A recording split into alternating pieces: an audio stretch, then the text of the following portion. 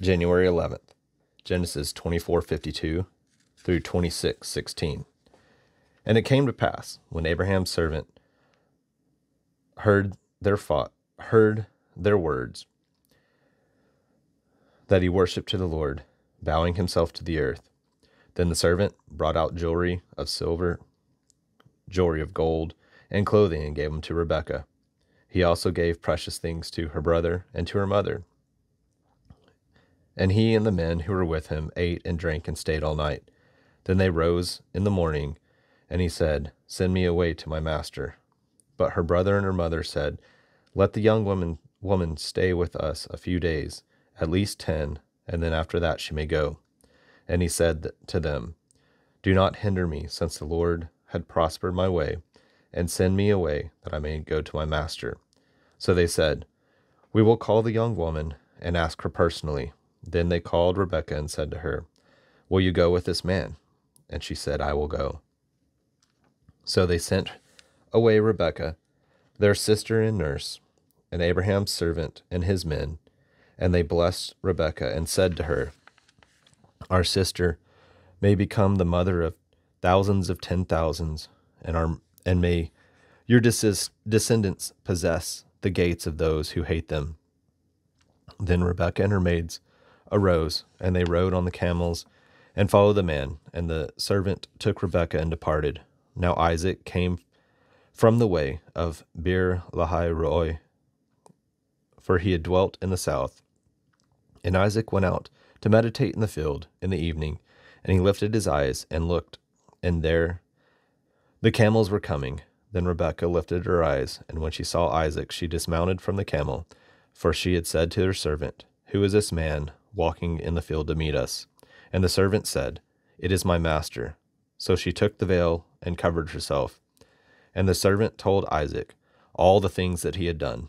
Then Isaac brought her to his mother Sarah's tent, and he took Rebekah and she became his wife, and he loved her. So Isaac was comforted after his mother's death. Abraham took a wife, and her name was Keturah, and she bore him Zimran, Jokshan, Medan, Midian, Ishbak, and Shua. Jokshan begot Sheba and Dedan. The sons of Dedan were Ashurima, Letushim, and Leumim. And the sons of Midian were Ephah, Epher, Hanok, Abadai, and Eldai. All these were the children of Keturah.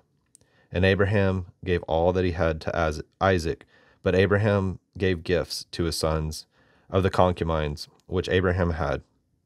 And while he was still living, he sent them eastward, away from Isaac his son, to the country of the east. This is the sum of the years of Abraham's life, which he lived, 175 years. Then Abraham breathed his last and died in a good old age, an old man and full of years, and was gathered to his people. And his son Isaac and Ishmael buried him in the cave of Machpelah, which was before Mamre in the field of Ephron, the son of Zohar the Hittite, the field which Abraham purchased from the sons of Heth. There Abraham was buried, and Sarah his wife. And it came to pass, after the death of Abraham, that God blessed his son Isaac, and Isaac dwelt at Beer Lahai Roi. Now this is the genealogy of Ishmael, Abraham's son, whom Hagar the Egyptian, Sarah's maidservant, bore to Abraham.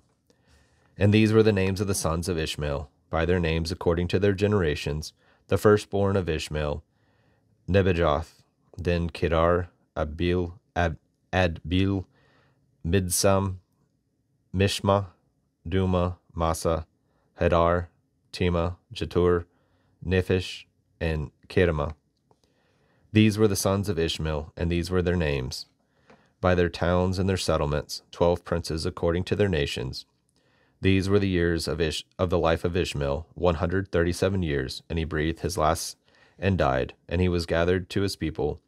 They dwelt from Havilah to as far as Shur, which is east of Egypt, as you go toward Assyria. He died in the presence of all his brethren. This is the genealogy of Isaac, Abraham's son. Abraham begot Isaac. Isaac was 40 years old when he took Rebekah as his wife, the daughter of Bethuel, the Syrian of Padan Aram, the sister of Laban, the Syrian. Now Isaac pleaded with the Lord for his wife, because she was barren, and the Lord granted his plea. Rebekah, his wife, conceived. But the children struggled together within her, and she said, "If all is well, why am I like this?" So she went to inquire of the Lord, and the Lord said to her, "Two nations are in your womb, two peoples shall be separated from your body. One people shall be stronger than the other, and the older shall serve the younger." So when her days were fulfilled for her to give birth, indeed, there were twins in her womb. And the first came out red, and he was like a hairy garment all over, so they called his name Esau. Afterward, his brother came out, and his hand took hold of Esau's heel, so his name was called Jacob. Isaac was 60 years old when she bore them. So the boys grew, and Esau was a skillful hunter, a man in the field, but Jacob was a mild man, dwelling in tents. And Isaac loved Esau because he ate of the game, but Rebekah loved Jacob. Now Jacob cooked a stew, and Esau came in from the field, and he was weary. And Esau said to Jacob, "Please feed me with the same red stew, for I am weary." Therefore his name was called Edom. But Jacob said, "Sell me your birthright as of this day." And Esau said, "Look, I'm about to die, so what is a birthright to me?" Then Jacob said, "Swear to me as of this day." So he swore to him, and sold his birthright to Jacob. And Jacob gave Esau bread and stew of lentils. Then he ate and drank, arose, and went his way. Thus Esau despised his birthright. There was a famine in the land, besides the first famine that was in the days of Abraham. And Isaac went to Abimelech, king of the Philistines, in Gerar. Then the Lord appeared to him and said, "Do not go down to Egypt. Live in the land which shall tell you. Dwell in the land, and I will be with you, and bless you. For to you and your descendants I will give all these lands, and I will perform the oath which I swore to Abraham your father, and I will make your descendants multiply the stars of the heaven. I will give you descendants in all the lands, and in all your seed the nations of the earth shall be blessed, because Abraham obeyed my voice, and kept my charge, my commandments, my statutes, and my laws." So Isaac dwelt in Gerar, and the men of the place asked about his wife. And he said, "She is my sister," for he was afraid to say she was my wife, because he thought, lest the men of the place kill me for Rebekah, because she is beautiful to behold. Now it came to pass, then we had been there a long time, that Abimelech, king of the Philistines, looked through the window, and saw there was Isaac, showing endearment to Rebekah his wife. Then Abimelech called Isaac and said, "Quite obviously she is your wife, so how could you say, 'She is my sister'?" Isaac said to him, "Because I said, lest I die on account of her." And Abimelech said, "What is this that you have done to us? One of the people might soon have lain with your wife, and you would have brought guilt on all of us." So Abimelech charged all his people, saying, "He who touches this man or his wife shall surely be put to death." Then Isaac sowed in the land, and reaped in the same year 100-fold. And the Lord blessed him. The man began to prosper, and continued prospering, until he became very prosperous, for he had possessions of flocks, and possessions of herds, and great numbers of servants. So the Philistines envied him.